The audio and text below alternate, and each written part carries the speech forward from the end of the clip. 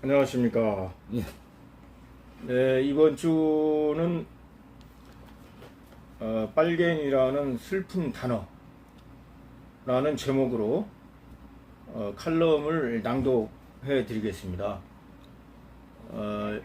이 빨갱이라는 슬픈 단어에 대해서 그냥 원고 없이 할까 생각도 했는데 그렇게 되면 좀 부실할 것 같아서 정보를 충실하게 제공해 드리고자 원고를 써서 오늘 낭독해 드리겠습니다. 그리고 오늘 이 칼럼은 다음 주에 한겨레 온 인터넷 신문과 촛불혁명 완성연대 다음 카페에도 올라가니까 필요하시면 또 보시고 또 많이 전달해 주시면 고맙겠습니다. 저는 최근 한 10여 년 동안 빨갱이라는 말을 여러 번 직접 들었습니다.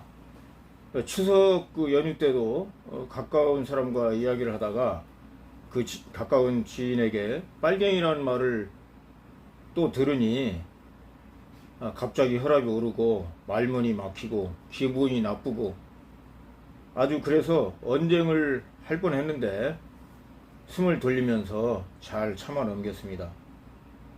빨갱이라는 말을 들을 때마다 기분이 아주 더럽고 구정물을 뒤집어 쓴 양 참담한 기분을 느끼는 것은 나만의 감정일까요?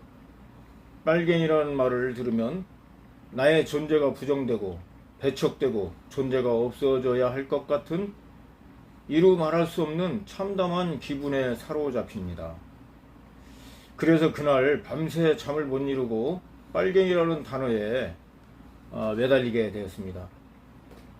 그래서 인터넷에서 찾아본 기사인데요. 2019년 경향신문에 난 기사더라고요. 그 기사를 한번 읽어드리겠습니다. 빨갱이는 북한의 붉은 기나 공산혁명을 상징하는 색깔 빨강 혹은 적화에서 유래됐다. 그러나 한국에서 쓰는 빨갱이는 항일 유격대원을 지칭하는 빨치산에서 나왔다. 당시 항일 유격대원 중에 공산주의 신봉자들이 많았고 한국전쟁 때 공산당 유격대원들도 빨치산으로 불렸다. 이 말이 나중에는 공산주의자 전체를 지칭하는 용어가 되었습니다. 원래 당원이나 유격대원을 뜻하는 프랑스 영어 파르티잔에서 빨치산과 빨갱이가 유래했다는 설도 있습니다. 요즘 같은 의미의 빨갱이 단초는 일제강점기 말 이승만의 편지에서 최초로 발견됩니다. 1942년 10월 10일 미국 당국의 광복군 편입을 제안한 이승만의 편지에 호놀룰루에서 얼마 전 이곳에 도착한 재미 한족 연합위원회의 전경무에 따르면 그라는 것은 한길수라는 사람이 또 있나 봅니다. 그의 조직 50명이 못되는 한국 빨갱이들이 있습니다라고 편지에 쓰여 있다는 겁니다. 편지 내용이 좀 복잡한데요. 아무튼 우리나라에서 최초의 빨갱이라는 단어가 이승만의 편지에서 나왔다는 그 이야기고요. 자신과 반대되는 조직을 빨갱이로 이승만이 표현한 것을 알 수 있습니다. 한길수라는 사람이 50명의 빨갱이를 데리고 미군에 합류한다 그런 것인데 이 한길수는 특별히 공산주의와 연관된 기록도 없답니다. 파악되지 않았답니다. 이승만의 일방적인 생각이겠죠. 이승만의 이러한 인식이 빨갱이 탄생에 영향을 미쳤습니다. 실제 상징 언어로 빨갱이가 대두된 것은 해방정부 이승만의 등장부터입니다. 빨갱이는 단순히 공산주의자를 지칭하는 말이 아니라 미 군정과 친일파 반대, 이승만 정권에 반대하는 세력에 씌우는 주술로 쓰였습니다. 미군정 반대, 친일파 반대, 이승만 정권 반대하는 사람을 모두 친일파로, 빨갱이로 불렀다. 친일파 청산을 거론해도, 외세 배격을 주장해도 빨갱이라는 굴레가 씌워져 탄압을 받고 죽임을 당했습니다. 중간파나 자유주의자도 극우가 아니면, 자기네 편처럼 극우가 아니면 빨갱이라고 규정짓는 그들이 빨갱이 아닌 빨갱이라는 것입니다. 이들이 이들이 민족 분열을 획책하는 건국 범죄자인 것입니다. 그래서 이들에게는 백범 김구도 빨갱이가 되었습니다.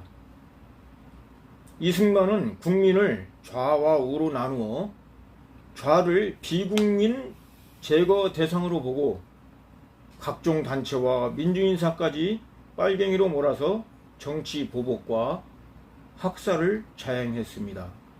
이 이야기는 김득중의 빨갱이 탄생이라는 글에 나오는가 봅니다. 이러한 것을 전부 인용을 해서 2019년 3월 4일 경향신문 양권모 논설실장이 빨갱이 유래라는 제목으로 기사를 썼었더군요. 네, 좀 여러분 많이 참고하시고요. 인터넷에서 이에 기사가 검색되어 제가 인용했습니다. 어학사전에는 빨갱이는 공산주의자를 속되게 이르는 말이라고 풀이되어 있습니다. 자본주의자들이 공산주의자를 비하하는 용어로서 공동체 내에서 배제와 조롱, 혐오의 함축어로 사용되고 있습니다. 그래서 저는 저 나름대로 빨갱이의 그 궤적, 흐름을 추적해 보았습니다. 1948년 9월에 공포한 반민족행위 처벌 특별법이 있었습니다. 그 법을 집행하기 위해서 48년 10월에 재헌국회가 반민족행위 특별조사위원회, 약칭 반민특위입니다. 많이 들어보셨죠? 반민특위를 설치하고 이 반민특위가 6개월의 활동기간에 반민족 행위자, 친일파죠, 한 10,000여 명을 석출하는 성과를 올렸습니다. 그러나 바로 1949년 4월에 국회에 프락치 사건이 발생됐습니다. 국회 내에 공산주의자들이 있다는 그러한 사건이 발생됐고, 이러한 빌미로 인해서인지 6월 6일에 경찰이 전격적으로 반민특위를 습격해서 반민특위를 해체시켜버렸습니다. 이런 사건 등 이승만 정부의 비협조와 탄압으로 기대한 성과를 반민특위가 이루지 못하고 모두 해체되고, 오히려 반민특위 의원들이 다 잡혀서 감옥에 투옥되는, 완전히 주객이 전도되는 세상이 뒤집어지는 일이 있었죠. 이런 건 우리가 역사에서 잘 배우지 못합니다. 저도 고등학교 졸업할 때까지 반민특위라는 말 자체를 들어보지 못했으니까요. 1949년 8월 22일 국회에 반민특위 폐지안이 올라가서 통과되었습니다. 참 놀라운 일이죠. 그리고 6월 6일 반민특위가 해체된 20일 후에 1949년 6월 26일 김구가 안두희에게 암살됐습니다. 드디어 친일파들이 빨갱이 사냥으로 민족진영, 독립운동가, 독립군 진영을 대대적으로 공격을 하기 시작한 것이죠. 이게 빨갱이의 역사입니다. 이승만 초대 대통령이 건국 과정에서 친일파들을 그대로 정부 구성원으로 기용하며 첫 단추부터 잘못 끼운 그 단초가 나라의 출발을 뒤틀리게 하였고, 어렵사리 구성된 반민특위로 인해 친일파들이 대거 처형과 청산의 위기에 몰리자 미국에 바짝 달라붙어 이번에는 친미파로 변신돼서 미국의 입맛에 맞는 반공투사로 신문세탁 변신을 했습니다. 친일파들이. 그래서 반민특위로 죽다 살아난 친일파는 독이 바짝 올랐겠죠. 독사처럼 독이 올라서 자기들의 생존을 위해 미국의 묵인하에 반대파를 빨갱이로 극렬하게 압박하고 탄압하고 죽이는 일도 서슴없이 자행하였습니다. 그런 친일파가 정적을 제거하는데 천하의 복음처럼 무지막지 휘둘러댄 단어가 빨갱이라는 단어 아니겠습니까? 문제는 빨갱이라는 단어가 빨갱이만 잡은 것이 아니라 민족진영, 양심세력, 김구를 중심으로 한 우파 독립운동진영 등 친일파의 방해가 되면 아무나 빨갱이 딱지를 붙이며 제거해버린 심각한 비극이 잉태되었다는 것입니다. 해방 전에 항일 독립군 진영에서는 좌익과 우익이 함께 힘을 합쳐 일제를 물리친다는 똘똘 뭉친 대의가 있었습니다. 그러다가 남북이 갈라져 해방되면서 자연스레 좌익 독립군은 북으로, 우익 독립군 진영은 남으로 갈라져 귀국하게 된 것이죠. 즉 김구를 중심으로 한 우익 독립운동가들을 빨갱이로 몰아 탄압하고 제거했다는 것은 지록이마, 즉 사슴을 말로 둔갑시킨 그러한 만행을 저지른 것입니다. 우익 독립군을 빨갱이로 때려잡았다는 것은 얼마나 참 어처구니가 없으면서 비참한 일입니까? 친일파는 이승만 정권을 완전 장악하며 반민족 행위자에서 신생 독립국가의 지배자, 기득권으로 군림하면서 정적을 빨갱이 머리로 압살하고 국가의 지배 세력으로 권력을 공고히 하였습니다. 조국을 배신한 매국노들이 독립국가의 지배 세력이 된 나라가 세상 어디에 있는지 모르겠습니다. 저의 과문한 탓인지 모르겠지만 들어보지를 못했습니다. 아마 이승만 정권이 세계 최초의 역적 국가가 아닌가 생각됩니다. 이렇게 형성된 친일파 지배 세력은 정권이 바뀔 때마다 군사 정권 등 새로운 정권에 바짝 빌붙어 야학과 공생의 신공을 발휘하면서 지금까지 대한민국을 거머쥐고 한반도의 미래를 암울하게 하고 있습니다. 북한은 해방 후 토지 개혁으로 지주들을 자연스럽게 남쪽으로 밀어냈습니다.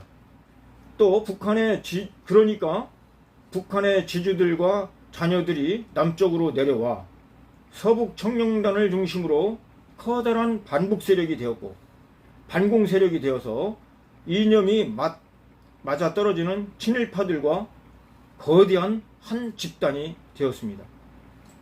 북한은 어쨌든 좌익 독립군들이 정권을 세워서 친일파 지주를 청산하여 반민족 행위자 친일파들이 지배 세력이 된 남한보다 국가의 정체성 면에서 우위에 있었습니다. 그런 현상에서 남한의 친일파 지배 세력은 자기들의 열등감을 감추고 북한에 눌리지 않기 위한 고육책으로 반공투사의 면모를 발휘하여 자기들의 권력을 공공히 하고자 지금껏 끊임없는 빨갱이 좌파 타령을 지겹도록 되풀이하고 있는 것입니다. 단재 신채호 선생은 이승만에 대해서 이승만은 이완용보다 더 큰 역적놈이다. 이완용은 있는 나라를 팔아먹었지만 이승만은 아직 나라를 찾기도 전에 팔아먹은 놈이다. 고 촌철살인의 예언 아닌 예언을 하셨습니다. 심산 김창숙 선생 아시죠? 이분 독립운동가이면서 성균관대학교 초대 총장입니다. 또 대표적인 유교 선비죠. 유교학자죠. 김창숙 선생은 미국에 가서 의사 생활하며 애국령이랑 실컷 놀다 온 게 무슨 민족운동가냐? 라고 일갈하였습니다. 보도연맹 등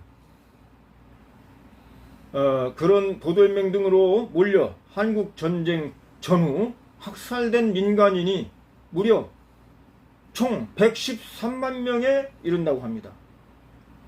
이러한 민간인 학살의 책임은 이승만과 메가더에게 있다고 학계는 말합니다. 1950년 7월 13일 이승만은 대전에서 한국군의 작전 지휘권을 메가더에게 이양하였기에 그 이전의 민간인 학살 책임은 이승만, 그 이후의 민간인 학살은 이승만에게 있다는 이야기입니다. 캄보디아에서 1975년부터 79년까지 4년 동안 폴포트 급진 공산주의 정권 크메르 루즈가 양면 200만 명을 학살했습니다. 그걸 킬링필드라고 하죠. 킬링필드 못지않은 이승만의 양면 학살입니다. 어떻게 보면 원조인지 모르겠습니다. 우리가 치를 떠는 일본 제국주의도 이렇게 많은 양면을 학살하지 않았는데 동족인 초대 대통령의 이념이 다르다는 이유로 이념이 다르지 않은 사람들도 어마어마하게 더 많았죠. 그런 사람들을 무참히 양면을 살상했으니 그가 무슨 건국의 국부란 말입니까? 사실 양민 학살은 반공으로 권력을 유지하려는 친일파들이 이승만을 이용해 먹은 것입니다. 그렇다면 친일파를 통해 일본 제국주의의 만행이 계속 이어진 비참한 역사적 사실이라고 해야 되겠죠. 저도 그런 해방 정국의 빨갱이로 몰렸다면은 죽임을 당했을지도 모르겠습니다. 시대가 민주화되어 빨갱이 소리를 듣는 것으로 끝나는 것에 감사해야 할까요? 이와 같이 빨갱이라는 단어는 친일파들이 자기들의 생존을 위해 수백만 명을 학살한 억울하고 소름 끼치고 한맺힌 역사가 얼룩져 있습니다. 이런 내력을 안다면 누구도 빨갱이라는 단어를 함부로 입에 올리지 못할 것입니다. 그럼에도 지금까지 사람들은 논쟁에서 밀리면 빨갱이라는 단어를 서슴없이 발설합니다. 아무리 말문이 막히고 생각이 달라도 절대 입 밖에 내서는 안 될 말이 빨갱이라는 말이죠. 그것은 나는 무식한 사람입니다를 공표하는 것과 같습니다. 그래서 20년 전부터 빨갱이 타령하는 사람들은 수구 꼴통이라고 비하하는 단어가 유행하기도 했습니다. 저도 수구 꼴통의 단어를 많이 사용하고 했지만 뭔가 2%가 부족한 느낌을 항상 가지고 있었는데 이번에 빨갱이 유래를 탐색하면서 빨갱이에 대응하는 단어를 찾아냈습니다. 그것은 바로 친일파라는 단어입니다. 앞으로 빨갱이를 말하는 사람에게 당신은 친일파입니까? 당신은 친일파 후손입니까? 당신은 매국노 후손입니까? 라고 응수하시기 바랍니다. 친일파라는 단어는 친일파들에게 뼈아픈 말입니다. 반민특위에서 죽다 살아난 소름 끼치는 말이고 이 나라에서 존재의 근원을 지우는 말이기 때문입니다. 간혹 친일파가 아니라고 하면 당신은 친일파의 좀비입니다. 친일파에 대해서 알아보십시오라고 정중하게 응수하면 되겠습니다. 친일파는 해방 당시부터 지금까지 이 나라의 만악의 근원입니다. 그들은 철진한 반공 이념에서 깨어나지 못하고 북한을 괴멸시켜야 할 존재로만 인식하며 한반도와 민족의 평화를 가로막는 심대한 암적 존재로 오늘도 한민족의 미래를 암울하게 하고 있습니다. 윤석열 정부가 들어섰는데 윤석열 정부의 사람들이 입만 열면 일본을 두둔하고 얼마 전에는 광화문 버스 게시판에 일본 총독부와 일장기를 걸고 우길기를 찬양하고 얼마 전에는 극우 유튜버 김상진이 소녀상을 훼손하는 일까지 공공연하게 벌어지고 있습니다. 70년이 넘었지만은 80년이 다 되지만 빨갱이는 없어지지 아니 친일파는 없어지지 않고 오히려 더 우리 사회 곳곳에 숨어서 거대한 그런 폐악질을 하고 있습니다. 국민 여러분 정신 바짝 차리시고 친일파가 진동하지 못하도록 감시해 주시기를 바랍니다. 감사합니다. 네, 수고하셨습니다.